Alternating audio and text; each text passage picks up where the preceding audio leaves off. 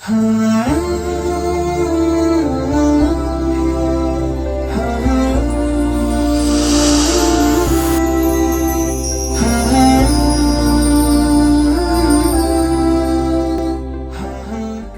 علیکم ورحمۃ اللہ وبرکاتہ۔ آیت الکرسی کے سلسلے میں جیسا کہ ہم نے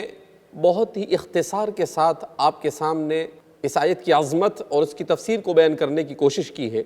ہم کوشش کریں گے اس کے بقیہ مضامین کو اس پروگرام کے اس کڑی میں اسے ختم کر دیا جائے، ورنہ یہ آیت کریمہ اپنے اندر ایسے اسرار و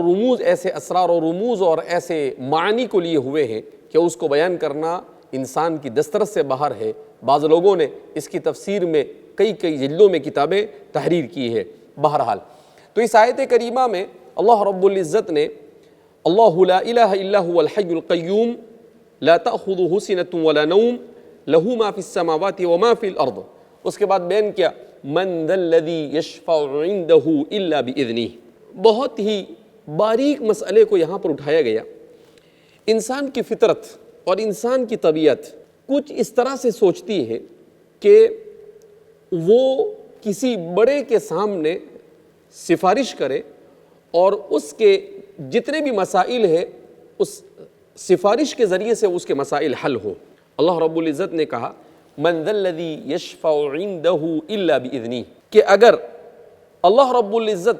قیامت کے دن سفارش کا حق بھی کسی کو دے گا تو جسے اللہ حق دے گا اس کے دنیا میں کسی کیے ہوئے عظیم عمل کی وجہ سے تو اللہ کی اجازت سے وہ سفارش کر سکے گا۔ ورنہ جس طرح سے دنیا میں انسان سوچتا ہے کہ کوئی بادشاہ کسی کے سامنے سفارش کر دے، کوئی وزیر کسی کا مقرب کسی کے سامنے سفارش کر دے، کوئی مالدار سفارش کر دے، کوئی بلند عہدے اور مرتبے والا سفارش کر دے، اللہ فرماتے ہیں اس کی اجازت ان لوگوں کو ہوگی جیسے حضرات انبیاء کرام علیہم السلام، اور پھر اس کے بعد ان کے طرز عمل کے مطابق زندگی گزارنے والے، اس کے علاوہ اور کسی کی سفارش وہاں پر قبول نہیں کی جائے گی۔ اسی لیے قرآن کریم میں اللہ رب العزت ارشاد فرماتے ہیں کہ قیامت کے دن انسان کو لا ينفع مال ولا بنون، نہ مال کمائے گا، نہ بنون کمائیں گے، نہ اولاد کمائے گی، اور نہ کوئی سفارش کرنے والا سفارش کرے گا، الا یہ کہ اللہ رب العزت کسی کے حق میں کسی کی سفارش کی اجازت دے۔ تو اللہ نے کہا کہ دنیا میں اللہ کی معرفت حاصل کر لو اور اللہ کی معرفت کے بعد اس کی مرضی کے مطابق زندگی گزارو، کہیں سفارش کے چکر میں اور سفارش ہی کے بھروسے پر آپ بیٹھے رہو اور کچھ نہ کرو تو اللہ فرماتے ہیں کہ اس طرح سے آخرت کی ہمیشہ کی زندگی کے مسائل حل ہونے والے نہیں ہیں۔ آگے اللہ فرماتے ہیں من ذا الذی یشفع عندہ الا باذنہ یعلم ما بین ایدیہم وما خلفہم، یعلم ما بین ایدیہم وما خلفہم۔ اس آیت کریمہ کی تفسیر کرتے ہوئے حضرات مفسرین کے ذہن چکرا جاتے ہیں، وہ فرماتے ہیں کہ قرآن کریم نے کیسے عجیب اسلوب میں اس آیت کریمہ میں کیسی عبارتوں کو بیان کیا ہے۔ اللہ فرماتے ہیں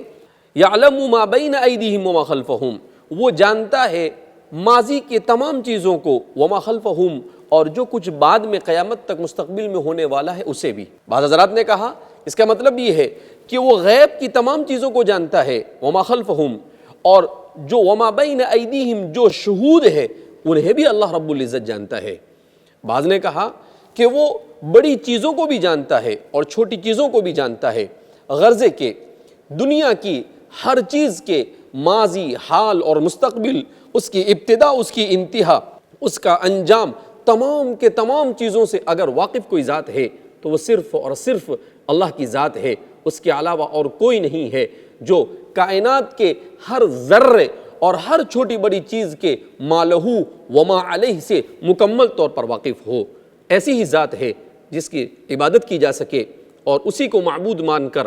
اسی کی طرف رجوع کیا جائے۔ کیسی عظیم آیت ہے جس میں اللہ رب العزت اپنی عظمت کے جوہر کو کتنے بہترین انداز میں بیان فرما رہے ہیں۔ آگے اللہ رب العزت ارشاد فرماتے ہیں یعلم ما بین ایدیہم وما خلفہم، کہ وہ سب کچھ جانتا ہے، اس کے علم تک کوئی نہیں پہنچ سکتا۔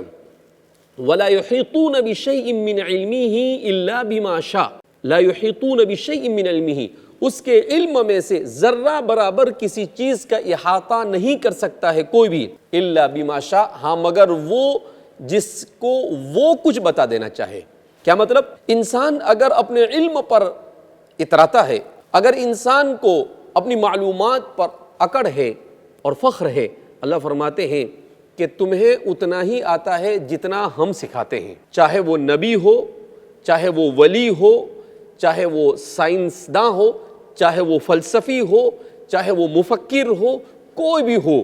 اسے اتنا ہی آتا ہے جتنا علم اللہ اسے دینا چاہتا ہے۔ یعنی علم حقیقی کا مالک وہ صرف اور صرف اللہ ہے۔ وہ علم جو انسان کا خاصہ ہے اور انسان کا امتیاز ہے، جس کی وجہ سے انسان کو ساری مخلوق پر فضیلت دی گئی، کہا کہ اس علم میں سے تھوڑا سا اللہ کی مرضی کے مطابق اللہ دیتا ہے، لہذا انسان کو اس پر ذرہ برابر بھی فخر کرنے کی ضرورت نہیں، بلکہ اس ذات کی طرف رجوع کرنے کی ضرورت ہے جو علم کی مالک حقیقی ہے اور جس کا علم ایسا عظیم ہے کہ حضرت موسیٰ علیہ السلام نے جب حضرت خضر علیہ السلام سے پوچھا کہ بندوں کے علم کی مثال اللہ کے علم کے سامنے کیسی ہے، تو حضرت خضر نے اشارہ کیا تو دیکھا کہ ایک پرندہ چونچ مارتا ہے سمندر میں، اور اس کی چونچ میں جو پانی ہوتا ہے اس میں سے آدھا قطرہ اس کے منہ میں جاتا ہے اور آدھا قطرہ دوبارہ سمندر میں آتا ہے، تو فرمایا بیما یرجع، یہ پوری کائنات کے اولین اور آخرین کا اللہ کی ساری مخلوق کا علم اللہ کے علم کے سامنے ایسا ہی ہے جیسا کہ پورے سمندر کے سامنے اس آدھے قطرے کی حیثیت۔ تو فرمایا وَلَا يُحِيطُونَ بِشَيْءٍ مِّنْ عِلْمِهِ إِلَّا بِمَا شَاءَ۔ اس کے بعد قرآن کریم میں آگے اللہ رب العزت ارشاد فرماتے ہیں وَسِعَ كُرْسِيُّهُ السَّمَاوَاتِ وَالْأَرْضِ وَسِعَ كُرْسِيُّهُ السَّمَاوَاتِ وَالْأَرْضِ، اور اس کی کرسیُّهُ السَّمَاوَاتِ وَالْأَرْضِ، جس نے احاطہ کیا ہوا ہے آسمانوں اور زمین کا۔ کیا مطلب اس کا؟ اس سلسلے میں دو قسم کی باتیں بیان کی جاتی ہے۔ بعض حضرات نے کہا کرسی کا مطلب تو کہا کہ احادیث مبارکہ میں، احادیث صحیحہ میں نبی کریم صلی اللہ علیہ وسلم نے ارشاد فرمایا کہ اللہ کی مخلوق میں سب سے عظیم اور سب سے بڑی اگر کوئی چیز ہے تو وہ اللہ کا عرش ہے، اور اللہ کا عرش، اس کے بعد اگر سب سے بڑی کوئی چیز ہے تو وہ کرسی ہے، جس کو نبی کریم صلی اللہ علیہ وسلم نے ایک مثال کے ذریعے سے سمجھایا کہ پوری کائنات، آسمان اور زمین، جس کو کسی زمانے تک کے لوگ چھوٹا سا آسمان اور چھوٹی سی زمین سمجھا کرتے تھے، مگر آج ہزاروں، لاکھوں اور اربوں کہکشاؤں کے مجموعے کو کائنات کہا جاتا ہے۔ وہ پوری کائنات، کہا اس کی مثال کرسی کے سامنے ایسی ہے جیسے ایک بڑے میدان میں کوئی بڑی سی کرسی لگائی جائے اور اس کے سامنے ایک چھوٹی سی گیند پڑی ہوئی ہو۔ یہ پوری کائنات کی حیثیت کرسی کے سامنے اتنی ہے، اور پھر اس کرسی کی حیثیت عرش کے سامنے بھی اتنی ہے۔ تو اندازہ لگایا جا سکتا ہے کہ اللہ رب العزت اس کائنات کے نظام کو جس ذات نے سنبھالا ہے وہ کتنا عظیم ہے۔ اسی لیے اذان میں بار بار کہلواتا ہے اللہ اکبر، یعنی اللہ کی ذات سب سے بڑی، اس کی ہستی اتنی عظیم ہے کہ اس سے بڑھ کر اور کوئی ہستی نہیں ہو سکتی ہے۔ بہرحال بعض حضرات نے کہا کہ کرسی سے مطلب یہ ہے کہ اللہ رب العزت کا تسلط، اللہ رب العزت کا غلبہ اور اللہ کی قدرت ہر چیز پر ایسے ہے جیسے انسان یہ بادشاہت کی کرسی پر بیٹھ جاتا ہے، اس کے بعد وہ ہر چیز کو اپنی ملکیت سمجھتا ہے۔ کہا حقیقی معنی میں اگر کرسی کا کوئی مالک ہے تو وہ اللہ ہے، رب العزت ہے، اور اس سے بڑھ کر اور کوئی اس کا مالک نہیں ہو سکتا ہے۔ وسع کرسیہ السماوات والارض ولا يؤوده حفظهما۔ آگے قرآن کریم نے حیرت انگیز پیغام دیا کہ انسان سوچتا ہوگا کہ اتنی بڑی کائنات، ایسی کرسی، ایسا عرش، اس کو سنبھالنے والی ذات، وہ اس کو سنبھال کر تھک جاتی ہوگی۔ کہا ولا يؤوده حفظهما، آسمان اور زمین اور کائنات کے اتنے عظیم نظام کو سنبھالنے میں اللہ پر کسی قسم کی کوئی تھکاوٹ نہیں آتی ہے، وہ تھکتا نہیں ہے، وہ گوشت اور پوشت کا نہیں ہے کہ انسان اسے اپنے اوپر قیاس کرے اور سوچے کہ وہ تھک جائے۔ کہا اس ذات پر کہیں سے کوئی تھکاوٹ نہیں آتی ہے، اس پر کوئی فطور نہیں آتا ہے، اور ذرہ برابر بھی کوئی ٹریس اس کو نہیں پہنچتا ہے۔ وسع کرسی السماوات والارض ولا يؤوده حفظهما، آسمان اور کائنات کے اتنے حیرت انگیز اور اتنے عظیم نظام کو وہ بغیر کسی تھکاوٹ اور بغیر کسی بوجھ کے سنبھالے ہوئے ہیں۔ ولا يؤوده حفظهما۔ آگے قرآن کریم نے اس آیت کریمہ کو ختم کیا وَهُوَ الْعَلِيُّ الْعَظِيمُ، اور وہ ذات بڑی سربلند ہے اور بڑی عظمت والی ہے۔ وہ ایسی سربلند ذات ہے کہ کائنات کے ذرے ذرے پر اس کی قدرت اور اسے غلبہ حاصل ہے، اور وہ ایسی عظیم ہستی ہے کہ کائنات کی ہر چیز اس کے سامنے حقیر ہے۔ تو اللہ رب العزت نے اس آیت کریمہ میں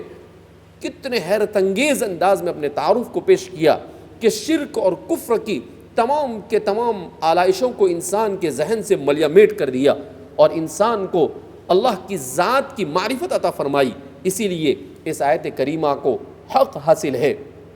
کہ یہ اعظم آیت من کتاب اللہ ہو، کہ یہ اللہ کی کتاب کی سب سے عظیم آیت ہو، جس آیت نے عظیم ہستی کا تعارف انتہائی جامعیت اور مانعیت کے ساتھ اللہ کی مخلوق کے سامنے پیش کیا۔ ہم اس آیت کریمہ کے سمجھنے اور اس کے پڑھنے اور اس کے نزول پر رب ذوالجلال کا جتنا بھی شکر ادا کرے کم ہے۔ اللہ رب العزت اس کے اسرار و رموز اور اس کی عظمتوں کو سننے کے بعد ہمیں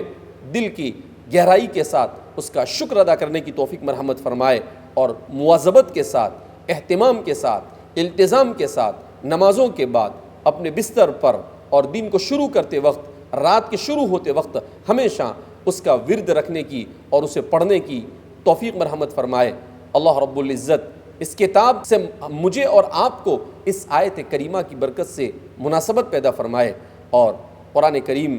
سے اللہ رب العزت ہم سب کو بہرور فرمائے۔ اللہ ہم سے راضی ہو جائے، ایسے اعمال کی توفیق مرحمت فرمائے۔ آیت الکرسی کے سلسلے میں یہ جو کچھ بیان کیا گیا وہ انتہائی اختصار کے ساتھ تھا۔ اس کا تقاضا یہ ہے کہ آپ مزید اس کو تفصیل کے ساتھ پڑھیے اور اللہ کی کتاب سے لطف اندوز ہوتے چلے جائیے۔ اللہ رب العزت ہم سے راضی ہو جائے، اور اللہ ہر قسم کے شیطانی وساوس سے اور شیطانی شرارتوں سے ہماری حفاظت فرمائے۔ والسلام علیکم ورحمۃ اللہ وبرکاتہ۔